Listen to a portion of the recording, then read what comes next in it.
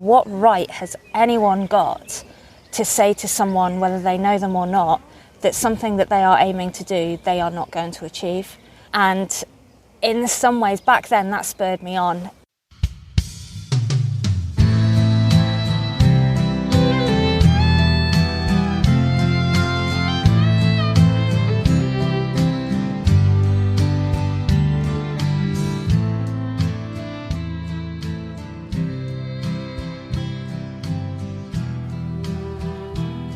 Welcome back, lovely people, to HeadRightOut. I am so excited to be back. It's the 2nd of May 2022 as I'm recording this, and it feels like it's been months and months and months since I have chatted to you, but actually it hasn't. It's been just a few weeks. And I am really excited that I'm back with season 3, and season 3 has a theme. It's all about the Wales Coast Path. So 10 years ago, on the 5th of May 2012, the Wales Coast Path officially opened. So I am really privileged today to have a very special guest. Her name is Arry Cain. She was the first to run not just the Wales Coast Path, but all around the perimeter of the country. She, in effect, opened the path. Now, following a morning last Thursday, filming with ITV Wales at Langley-Wathen Major, along with Arry, about the opening of the Wales Coast Path, we took a little bit of time for ourselves at Dyffryn Gardens in South Wales, and we did a spontaneous recording there. We had planned to do the HeadRightOut podcast chat a couple of weeks before, but I'd had some internet problems. So yes, we decided to sit and do it in the gardens. I asked Arry about the inspiration behind the challenge of running all around Wales. I asked her about the nutrition side of things and the planning, and particularly the impact the run had had on Arry's life across the past 10 years. Arry shared really honestly about her struggle with the naysayers and those who simply didn't see how she fitted into their expectations of how a runner should look. Now, 10 years on, the adventure Arry is back, and so I'll leave her to reveal where the resurgence of her running mojo is going to take her this year. The recording is outside, so there will be additional guest appearances from passers-by, the local congregation of birds, and a very tame robin who we nicknamed Robin of Dyffryn. Let's go and chat to Arry Cain.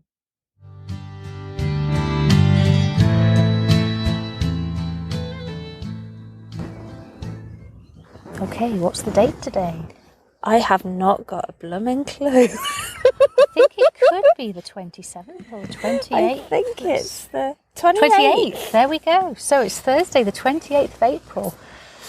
And I am sat in front of looks like an Italian sunken garden type pond in the grounds of Dyffryn House in South Wales near Cardiff. And I am sat with the inimitable Arry Cain. And most of you who know me will know that Arry was part of our inspiration to walk the Wales Coast Path, and I am so delighted that here in this 10th anniversary year of the opening of the Wales Coast Path that she has agreed to come and chat to me. Welcome, Arry. Hello. And we've got a robin that sat right next to you. He's a big, fat, chunky robin, and he's looking really hopeful. What an opportunist. Hi.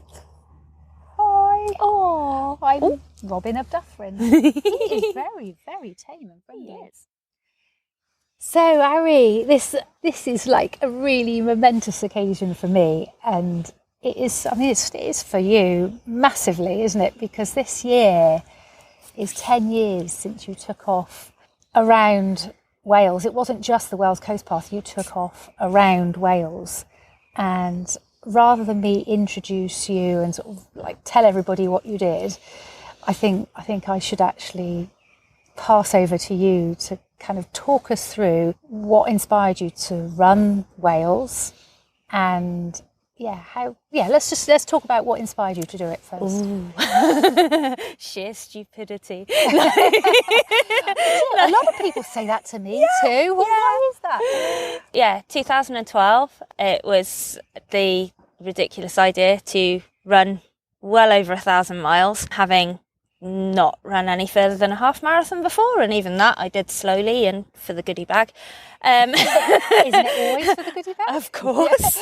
The bling and the t-shirt. Yeah, I'm quite disappointed I didn't actually get a goodie bag at the end of the Round Wales run, and I've only just realised that. But anyway, I'd lost both of my parents, careless of me, a couple of years earlier. And so when I decided to do the Run Round Wales, it was for charity and it was in memory of them. So I did it for two charities. It was Velindre Cancer Centre in South Wales and the Gozo Critical Care Unit Foundation, which is out in the Maltese Islands. And I had this idea, I wanted to raise that's the little Robin. Hey, little Robin. That next to us, and that was such a loud song. So he obviously approves of the fundraising as well.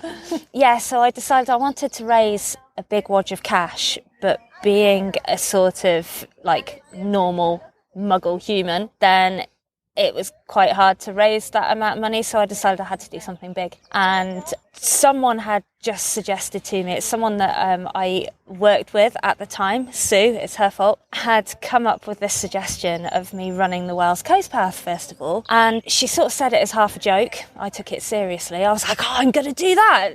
Didn't even click to how long it was. And then I saw that it linked up with the Offers Dyke Path. Now, I grew up on the Offers Dyke Path, so there was a certain poignancy about it. So I decided then, well, that means that I could run the entire perimeter of Wales.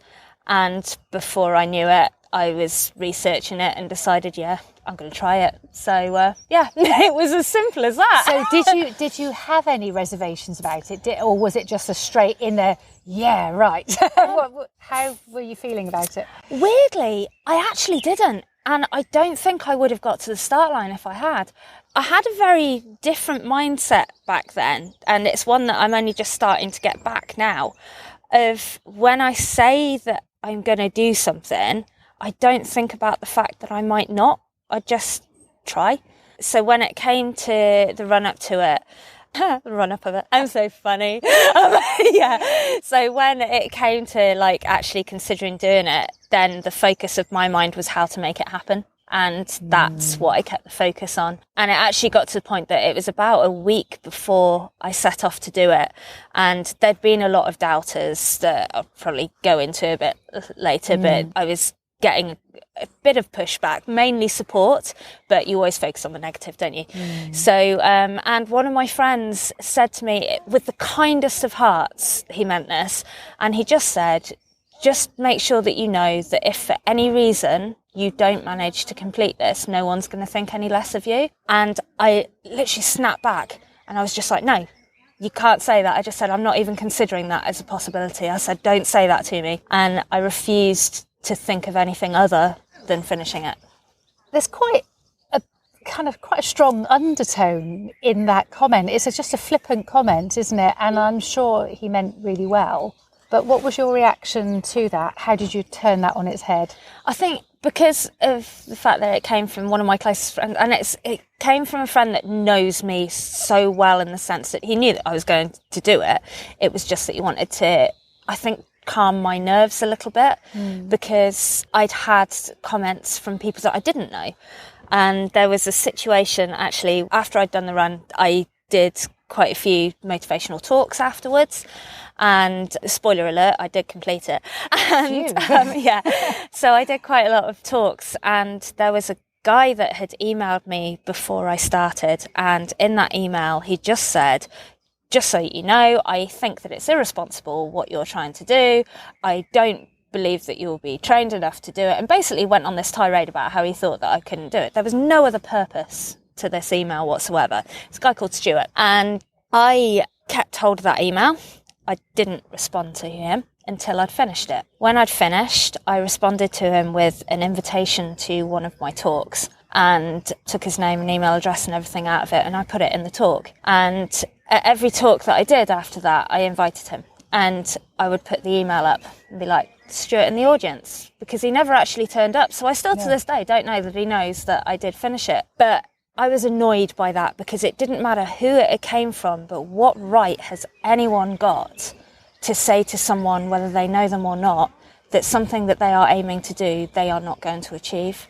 And in some ways, back then, that spurred me on. And I did get like a lot of comments that were quite flippant, because I think the thing to remember as well is this was 2012. Ultra running wasn't as well known as it is these days. It wasn't as popular as it is these days. I struggled at the time to find advice and help because ultra runners weren't 10 a penny, and it was the idea of doing a big challenge like that solo was very much the exception. And so it's for some people the comments were meant meaningfully or almost as if to say, are you sure you're not just a little bit sort of. I find it so hard to get my head around the fact that it was just 10 years ago that ultra running wasn't such a big thing, because now it's become so big, as has through hiking or long distance walking or whatever you want to call it. But I find it really hard to think that was just 10 years ago, because 10 years is not a long time in the grand scheme of things.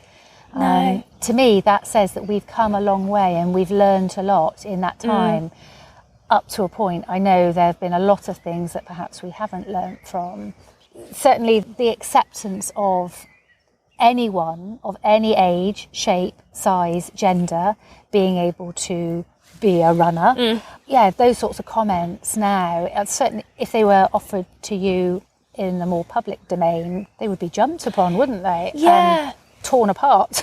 It was a funny one because, I mean, back then it was really strange because I didn't look like what some people thought a stereotypical runner would look like. Now, don't get me wrong, I wasn't overweight.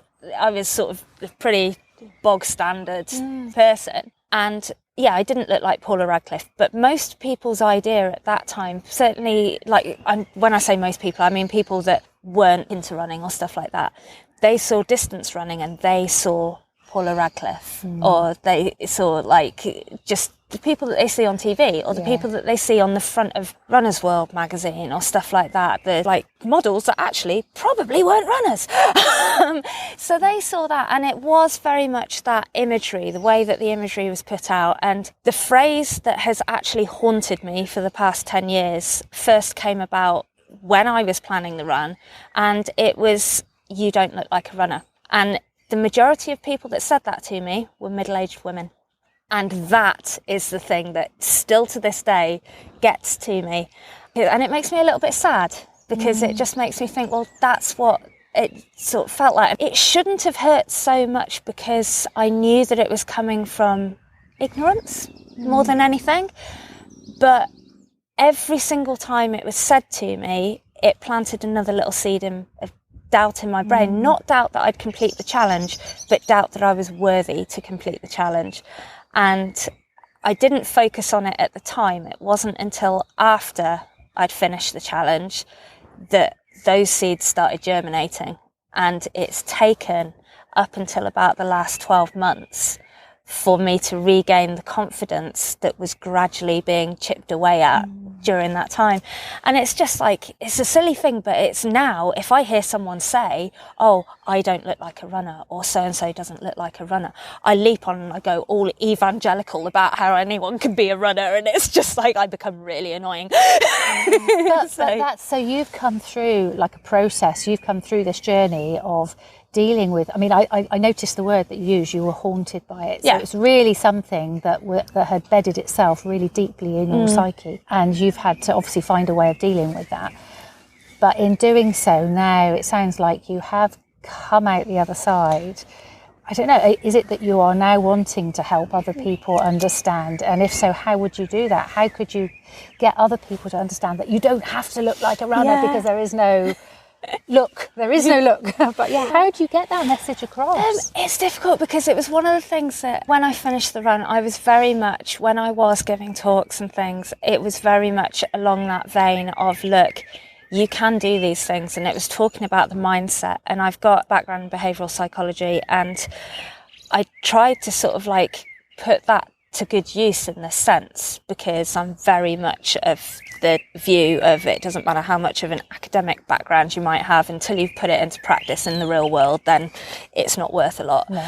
And so that's what I focused on doing. And so, for example, I went down to the Duke of Edinburgh Awards to go and present the Gold Awards. It was absolute blinking honour to be invited. I actually thought they put the wrong name on the thing, but anyway, I went. I didn't get kicked out, so amazing. I know I've still got a bit of the palace carpet stuck on my shoe as well, but I probably shouldn't have admitted to that. But when I went, my sole intention was to make sure that these kids that had come through that process and had achieved their gold award, which I've got a sketchy history in my own Duke of Edinburgh Awards. I did not get gold. But when I did that, I was very open about that before I went down as well. And I spoke to a lot of the kids there and said, look, you've achieved something that I definitely didn't have about me at the time to go through with it, and just wanted to make sure that they're going into a world where if they want to do something, strive and do it.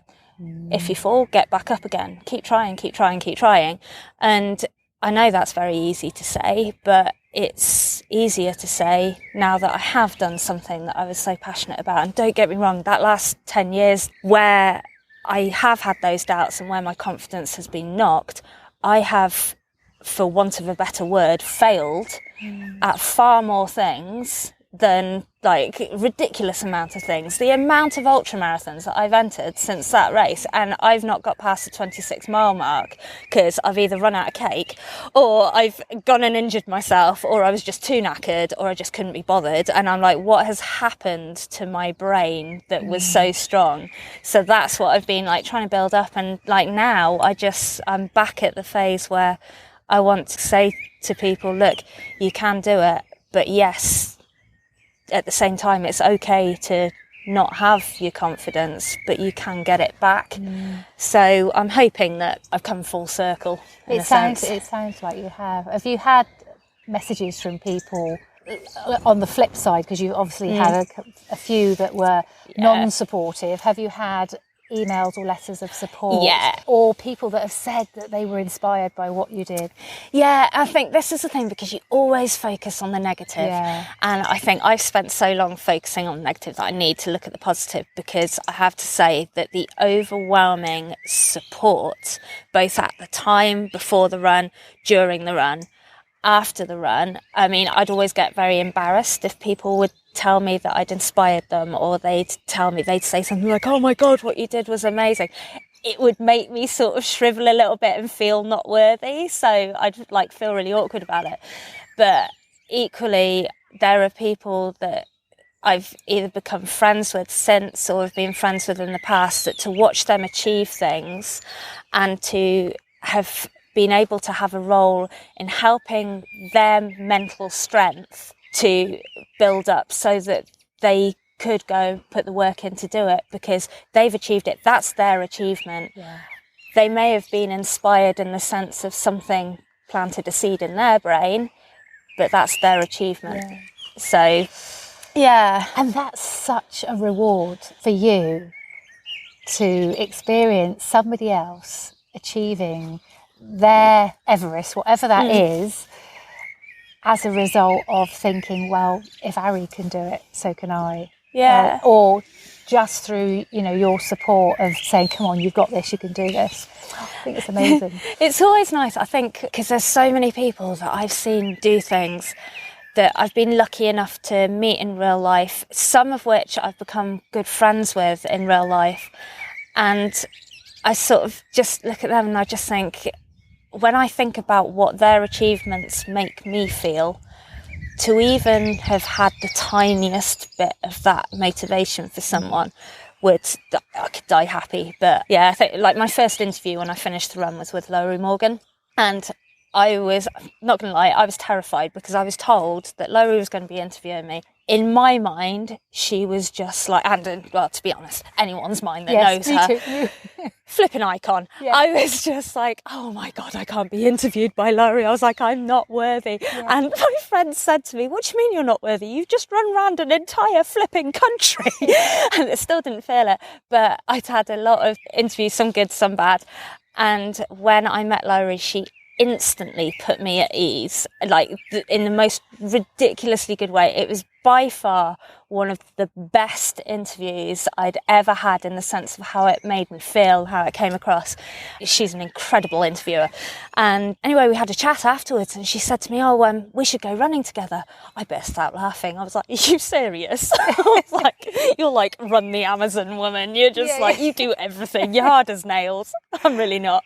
And she said it, and you know how sometimes you think people say things and they don't really mean it. She meant it. We went running around Cardiff several times. Did you? Yeah. Oh, how wonderful. And she's got the patience of a saint. She's hilariously funny and just an absolute gem. Love her to pieces. And just seriously, if anyone's not come across her before, look her up, read her book, listen to her speak when she's interviewed, and watch TV when she's presenting. Because I'm proper fangirling now, aren't I? But anyway, she's my mate. So. Proud to be her mate. Yeah, that is wonderful. And when you have somebody like that has been your inspiration, and then you suddenly realise how down to earth they are and how human they are, you suddenly think, actually, yes, everybody, even like those A-lister celebrities, they're just like you and me. Yeah. You know, they do all the normal functions that we do. We're not going to mention them on the pod, but they do. Oh, well, so let's go back to the Wales Coast Path then. So it's the 10th anniversary. We've actually just had an amazing morning. We were invited to go and walk along the cliff tops at Langley-Wathen Major and walk along the beach, and I thought it was going to be an interview, and it actually ended up being more of a chit-chat between Arry and Zoe, and that, it felt so much more natural, didn't it? We were sort of more reminiscing about our experiences on the path, and I'm sure, the cameraman and the presenter, I guess he's, would you call Hamish a presenter? Yes, I think presenter. Yes. I think they've probably got way more content than they thought they were going to get from Arry and Zoe, because we came up with some gems. But so we talked about when you started the Coast Path, which was in March 2012. Yeah. How many days did that take you? That's a funny thing. So I had planned for 42 days for the entire perimeter of Wales, and I'm not the best at maths. So I'd planned it and I'd sorted my mileage out, and in that I'd got in my head that I'd given myself some rest days. And so I got to day 6, I think it was, and that's when I was a little bit injured and realising that I was going to have to take one of those rest days. And it was only when I calculated it that I realised that I'd completely miscalculated it, and I didn't have any rest days at all. I didn't know that. I've known you 10 years and I never knew that. Yeah. And it actually worked out that I did the whole perimeter of Wales to get back, because I was committed to get back for the opening of the Coast Path. So that was my date that I had to get back by. And I did it in 39 days, and the final mile was my 40th day, because I had to basically do the final mile for the opening of the Coast Path. So had I been going for a speed record, then I probably wouldn't have said that, because I'd be like, oh no, I've got to finish my final mile. But actually I've added an extra day on it purely for the love of the Coast Path there. So it turned out to be the equivalent of 40 marathons in 40 days. Wow. That is epic. I hope that after 10 years that you realise that now, that is epic. Yeah.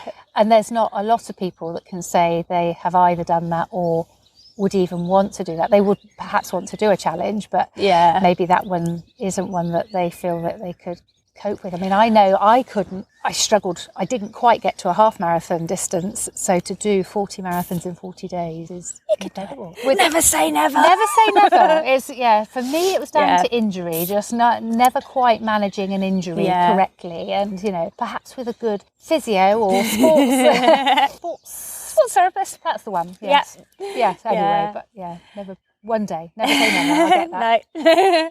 Yeah. Okay, so what in the planning stages then? What difficulties did you have, and how long did it take you with the planning? So the planning was so much harder than I thought it was going to be. I'd actually say the planning was harder than doing the challenge. I was starting it at around the time of Sport Relief, and it turned out that it's eye-opening because you see a lot of situations where, like, fair play to celebrities for giving their time and their following and everything to raise squillions of pounds for things, but a Sport Relief or a Comic Relief challenge, as epic as it is very different to a non-celebrity doing something by themselves. The logistics that goes into it is crazy, the fundraising alongside it, and you're also doing the challenge without the support of a coach, a nutritionist, a physio, or anyone on hand. Or most importantly, you don't get a phone call on a really bad, tough day to tell you that you've just managed to raise £2 million to give you that boost. Yeah. Oh gosh, that would be such a boost, wouldn't it? And I think that's something that you should never underestimate. So I always think if, like, someone that's in your village, in your town, whatever, is doing something like that, drop them a £5, just drop them something, because that is going to be so much harder. Organising it was, like I said, my maths wasn't great, so I just, in the end, had to just focus on that, final date.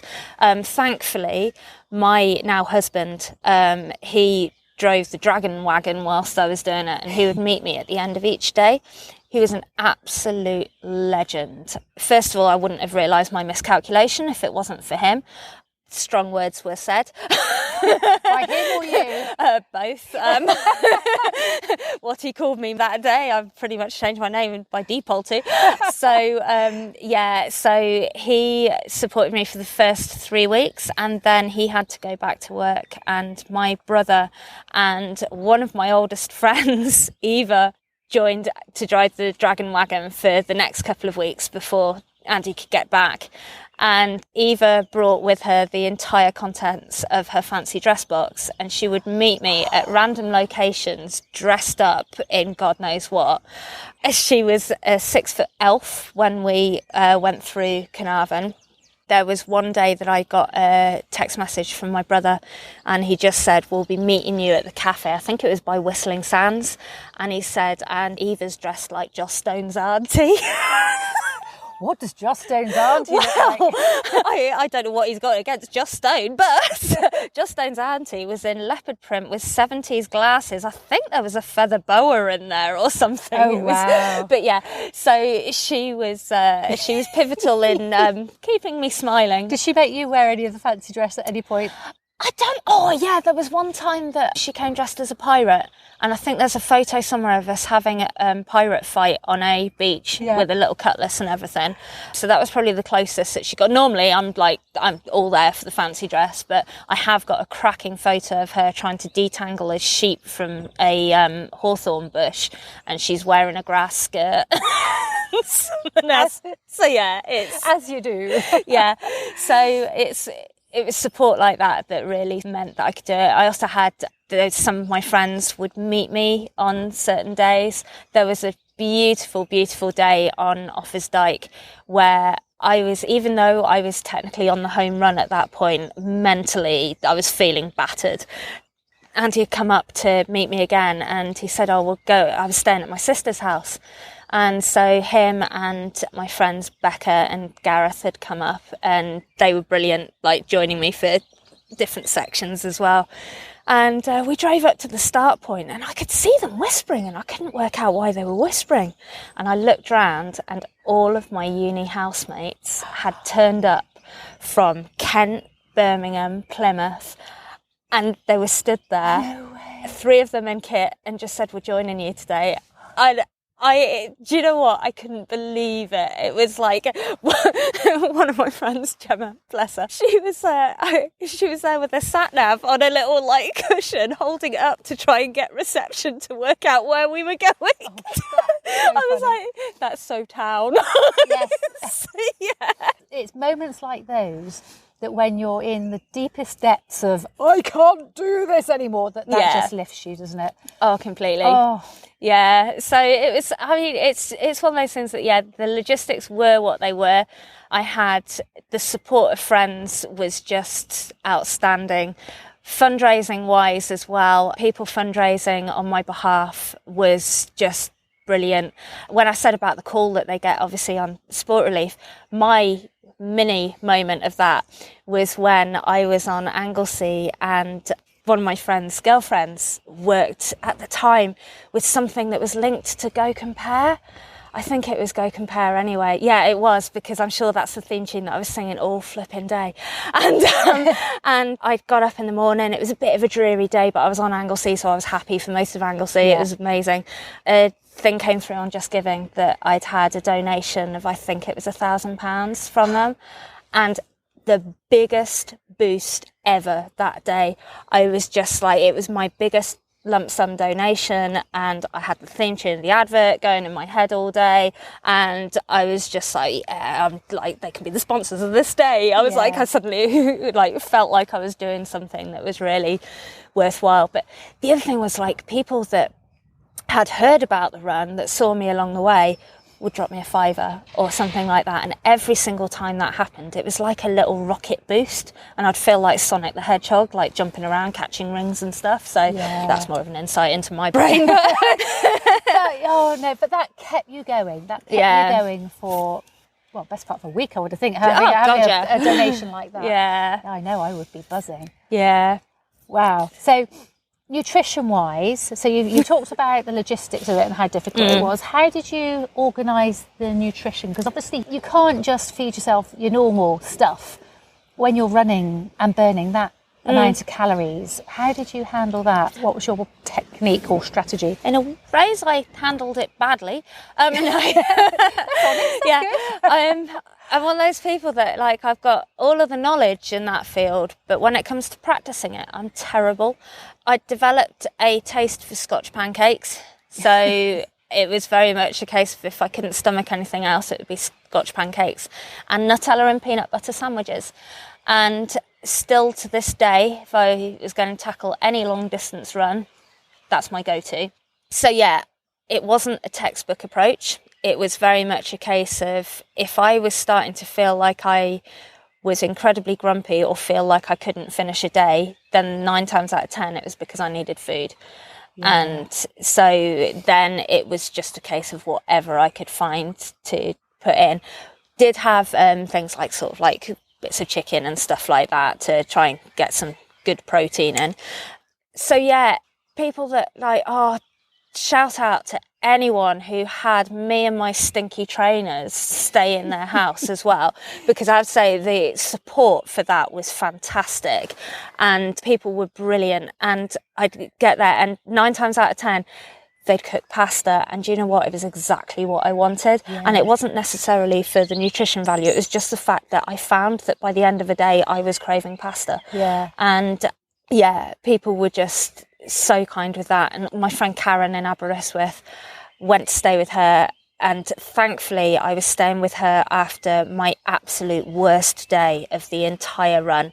I was in pieces, like shadow of my former self. There was snot and tears everywhere. Turn up on Karen's doorstep, and not only has she made me an ice bath complete with rubber ducks, but she had cooked the most banging lasagna I have ever eaten in my life. So yeah. Oh, yes. Yeah, she definitely deserves it. Huge thanks for that. Yeah, hero. So ice baths, that helps with muscles. Do you know what? At the time, research changes over the years as it does. For me, that worked for me. It really did. It was something that I was used to doing myself anyway. So a lot of the time, if I was staying at someone's house and they'd ask like if there was anything in particular that I wanted, it was always a bag of ice and chuck that in a bath, and then I was fine. Top tip for an ice bath as well, keep your socks on. If you keep your socks on, you can stay in it for a lot longer. Is it? I didn't know that. Well, okay. Yeah. So there's various photos that were taken of me sitting clothed in an ice bath with my socks on. But yeah, I found that worked for me, particularly the early week, about a week and a half. It was during a heat wave, and I hadn't planned for a heat wave, so I ended up very burnt. Slip, slap, slop. Yes. Wear sunscreen, kids. So yeah, I ended up very burnt and very hot and very everything else. But yeah, ice baths were my happy place. Did you struggle with any injuries? Yes. Day 3, I actually got my most catastrophic injury, or could have been catastrophic injury. What happened? I decided stupidly that I was going to do the entire Gower in one day, which was 36 miles, I think it was. So, which was just irresponsible that early in the run. But it was a hot day and I'd planned to do it. So set out to do it, and the day started brilliantly, with the exception of a cliff fall incident. You're going to have to elaborate on that now. You know that. You can't drop one like that in there, Arry. It was fairly early on. I was a little bit gung-ho. Saw a footpath closed sign because there'd been a bit of a landslip. I decided that I could get across the field because the diversion was ridiculous length diversion. I decided I could hop over a fence, stay as inland as possible, and then hop over the other side. The other side of the path didn't exist because it had fallen into the sea, as did I. No, I didn't quite get into the sea. I went over the fence. Thankfully, I caught myself on a little bit of a ledge. It wasn't a hugely tall cliff, but I still would have done myself a mischief had I gone all the way down. And I sort of scrambled my way up, then felt like an absolute ninja for the fact that I'd survived it. Rung Mr. Arry and I was like, you're not going to believe this, I've fallen off a cliff and I've survived, I'm amazing. And he was just like, you twat. Yes. He said, stop being an idiot, put your bag on and keep running. So that told me. Yeah, so I did, and that taught me to follow the signs. When they tell you to divert. Yeah. And when they say that there's a cliff fall, there really has been a cliff fall. But yeah, so anyway, that day was going really well. That wasn't the point where I got injured. I carried on. I met a lady who was 85 years old. She walked 8 miles every single day. She was fit as a fiddle, and she was walking faster than I was running. So she was chatting away, and then whilst she was chatting away to me, I twisted my knee. I slipped on something and twisted my knee, and there was this almighty clunk. And I was like, oh my God. I rung Mr. Arry and said, is there any chance you can meet me in Cardiff Bay car park? I need the first aid kit and just see what's going on here. So he did.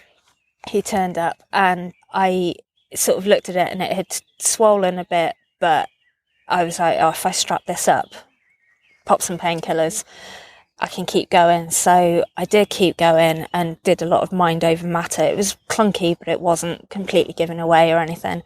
By the time I finished the day, it was a lot bigger than it had been before. And it was clunky at the time. I was still, I was running a sports therapy business, so I I kind of knew what I was doing with it, and I think that I'd done a bit of a tear in the cartilage. So the next few days I had to take really easy, and I was a mixture of walking with the odd jog. I had walking poles there. I'd put crutches in the car at the start because I decided that if I injured myself, I was finishing no matter what with the pair of crutches. So you were planned to the nth degree there. There was no way I wasn't going to finish it. Yeah, so I carried on. I was grateful for the amount of painkillers that I'd taken with me. Again, not responsible, don't do it.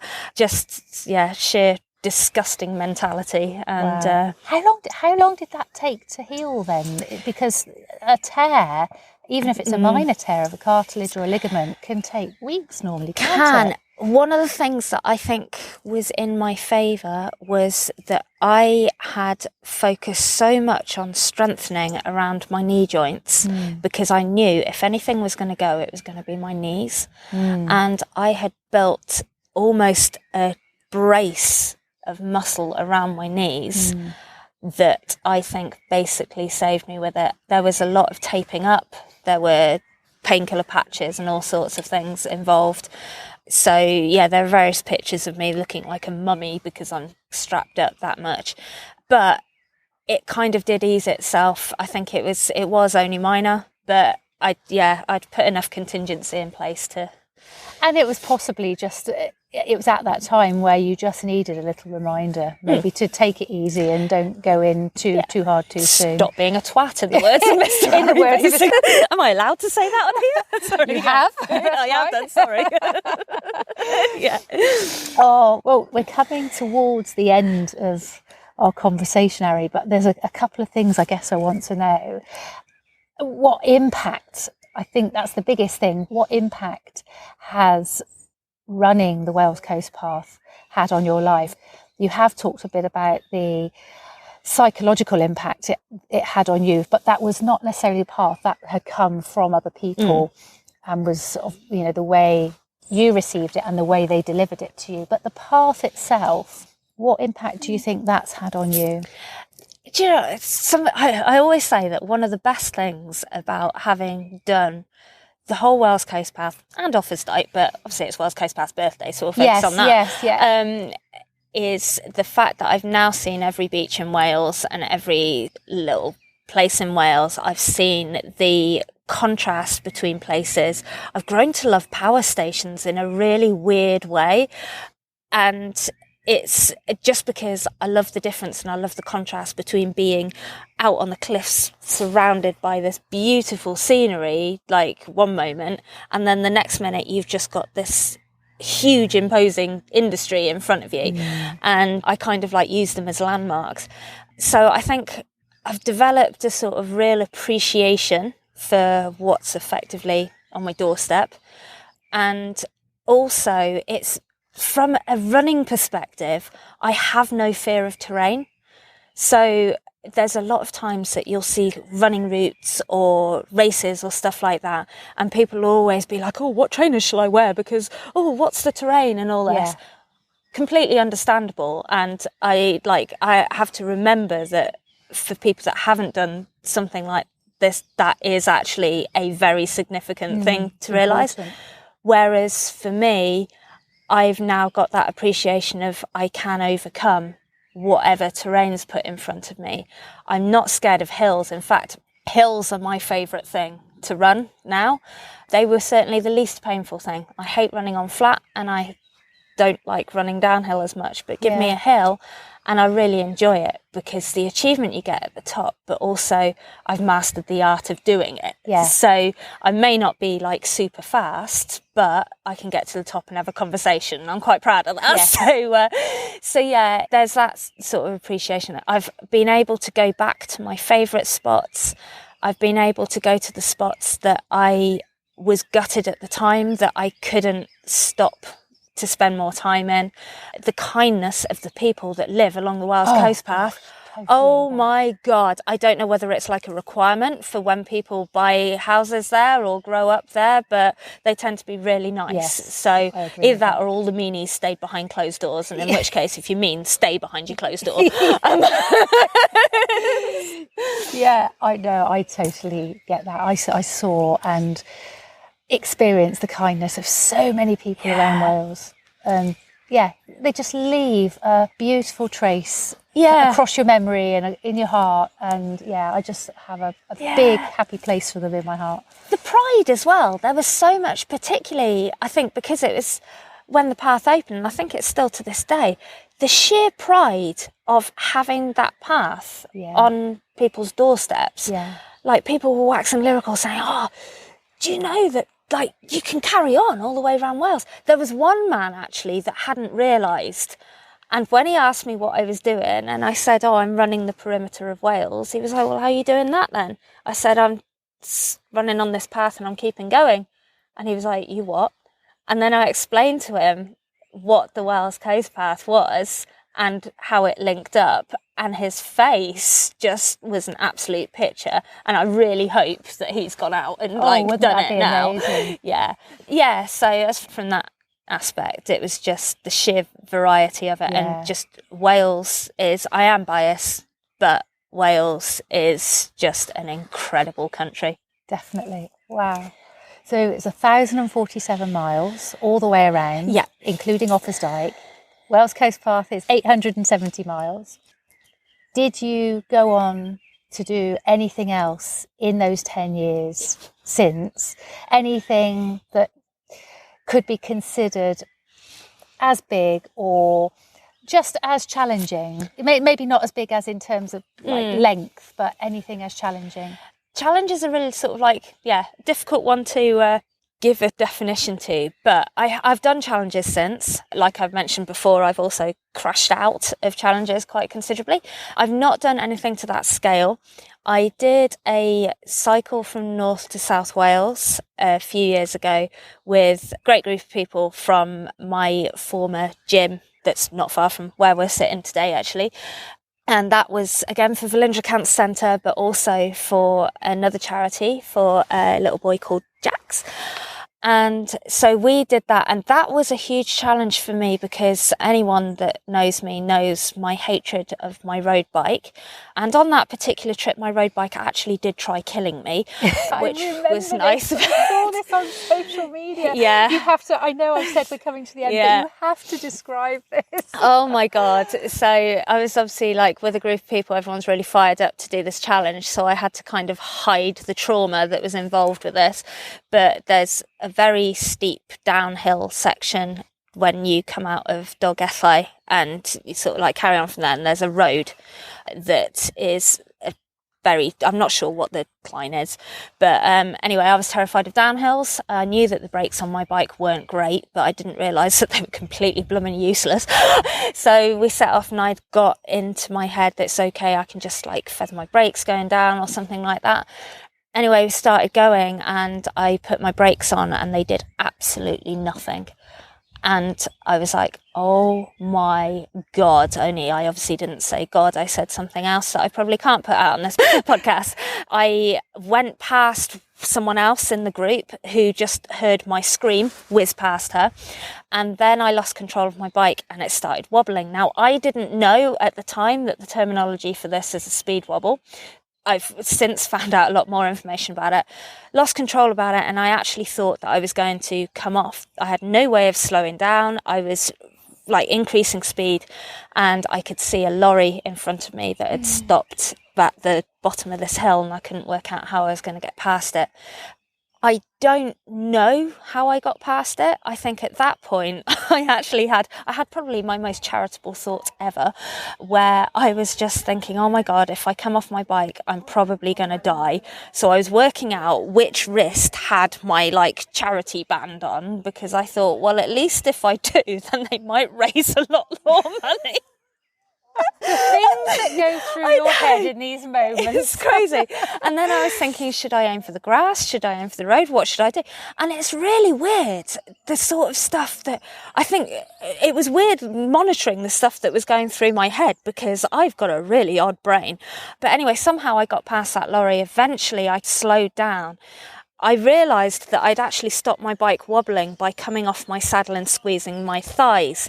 I later on went on a bike ride with another total icon, Emily Chappell. I knew you were going to say Emily. Read her books, flipping legend. Wonderful. Also my mate. But anyway, I finally gave in and went on a bike ride with her. And it wasn't that long after I'd done that challenge. I was still very nervous and still sort of like, I checked my Strava later on and I'd hit 42 miles an hour, I think it was. Yeah. On your bike? On my bike. Oh my gosh. Out of control. I had to harness what I was feeling, because people were fired up. Other people weren't experienced cyclists like I wasn't. Right. Didn't want to put a dampener on things, and at the same time didn't want to talk myself out of carrying on. But it meant that I didn't want to get on my bike again afterwards. But I did. I went with Emily. Emily explained everything to me and basically just said, look, this is what you do in that situation. It sounds like you automatically did it. And she kind of like justified the fact that, I did have the right to be scared for it. So, and that's actually sort of helped me. So I've got a shot of my road bike, bought a gravel bike, and I'm never getting on my road bike again. So you squeezed you got off the saddle, squeezed your thighs together. Squeezed my thighs together against the frame. And oh, right. Yeah, and it held, and you're meant to loosen your grip as well. That wasn't happening. No, I can't imagine. But it was good because then a few years later I did, or a couple of years later, was it last year I think it was, a friend of mine, Simon, and I took my new gravel bike and we went and started doing the Trans-Cambrian Way. The weather went totally against us, so we decided, sod it, we're just going to do like east to west Wales, any which way or another. We called it the Trans-Cambrian one way or another, and we went from Knighton to Aberystwyth on a really weird wiggly route that went up sort of like up hills through forests and all that sort of stuff, and it was freaking amazing. So you haven't lost that experience on the road bike. Hasn't taken you out of your comfort zone so much that it's taken you away from cycling. No. Good. I'm so pleased to hear that. So pleased to hear that. Yeah. But those are sort of like the challenging things that I've done since. But I've just, in the last 12 months, found my love for running again, because I did lose it. I did stop. I did take up roller derby in the meantime. That's amazing. It's still going on. And that's challenging. That is challenging too. Yeah. I've seen the bruises. Yeah, definitely. But it's like roller derby saved my soul. You hear that a lot in the roller derby world, and it actually has. But yeah. So what's happening next? So next is another run. I've found the love for it again. I've been helping get a few other people back into running. And my friend Simon, that I did the Trans-Cambrian one way or another with, he also has decided he wants to run an ultra distance before he's 40, and he's 40 later this year. And how old are you, Arry? Do we count COVID years? You can if you want to. I'm 41. Okay. but yeah, so we're going to run Hadrian's Wall. Yes. That's amazing. Oh, that's going to be so exciting. Yeah. So it's another border. It should be fun because we always have fun, and there's going to be cake involved. So if you can't do a run or an ultra or anything like that unless cake's involved. But this time you've got to plan to have more cake involved. Oh yeah. Because previously you didn't have enough cake. No, I didn't. Okay. Yeah. Brilliant. Wow. This has been amazing. Thank you so much. Arry, you are a trailblazer. Thank you. You opened the Wales Coast Path this time 10 years ago. In fact, by the time this episode goes out, I'm hoping it will be released on the 5th of May, so it will be exactly 10 years to the day. And I am proud to be able to call you my friend. And yes, and I'm happy that I met you through it. Yes. And then you went on and did your own. Oh, yes. It seems like such a long time ago now, but I think so much has happened for both of us in that 10 years. And yes, I think we've got a lot to thank the Wales Coast Path for. But thank you so much for this. This has been an absolute honour, and I hope that everybody will just hear and feel your passion and your enthusiasm for what you've done, because Arry just exudes enthusiasm. It's amazing. Oh, thank you. Arry Cain, thank you so much for doing this with us. It's been wonderful. Thank you, Zoe. As the first person to complete the Wales Coast Path and the first to complete the full perimeter of Wales on foot, despite once being considered an unlikely adventure, Arry is indeed a trailblazer. I always love chatting to Arry because she's one of those amazing people who can just relate a personal story, anecdote, funny memory to almost any situation. But what Arry didn't relay to us is that in running 1,027 miles around the entire perimeter of Wales back in 2012, she raised over £13,000 for Velindre Cancer Centre and the Gozo Critical Care Unit Foundation. And yet, prior to the Wales Coast Path Challenge, Arry had never run further than a half marathon. And she had an appalling sense of direction, and she tells me that's still the case. I didn't ask Arry about her HeadRightOut moment, which is what I normally ask all of my guests. But she said afterwards in an email that it was definitely the Dragon Run 1027. It's called Dragon Run 1027. And as you'll have heard, she's had plenty more HeadRightOut moments since too. If you'd like to follow or connect with Arry. She's at Arry Cain, that's C-A-I-N, on Insta and Twitter. So Arry Cain, A-R-R-Y-C-A-I-N. And her Facebook page is Dragon Run 1027. There's also a website and blog, which I'll put the link up for in the show notes. If you search Dragon Run 1027 on Google, however, it'll be the top entry. And you might also find Arry in some of those searches as Arry Beresford Webb. Don't be confused, that was her maiden name. Now you'll also discover Arry in her other shoes at arryillustration.com. She is an incredible illustrator, and well, let's just say that some very cute and friendly dragons have continued to feature in her life and work. Dragons. I wonder where the inspiration for that came from. So that's all from me today. If you've enjoyed this episode of Head Right Out, please go back and listen to the previous conversations and share them with a friend. Word of mouth is by far the best form of helping the podcast to grow. Happy 10th anniversary to Wales Coast Path. Congratulations to Arry on your 10th anniversary of running the Wales Coast Path and running the perimeter of Wales. And Head Right Out hugs to you all.